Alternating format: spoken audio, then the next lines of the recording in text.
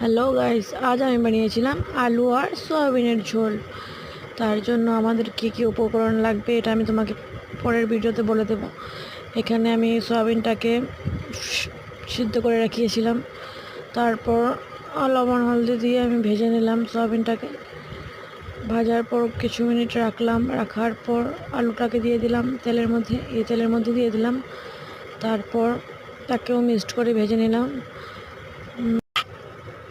তারপর আবার আমি লবণ হলদি মরিচের গুঁড়া জিরে গুঁড়া জি লাগে তা আমি উপকরণটি নিয়ে নিলাম।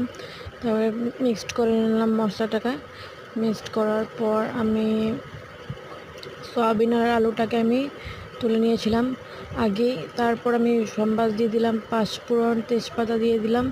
তারপর যে মশলাটা মিক্সড করেছিলাম তার সম্বাসটার লগে লগে দিয়ে দিলাম। তারপর আমি এখন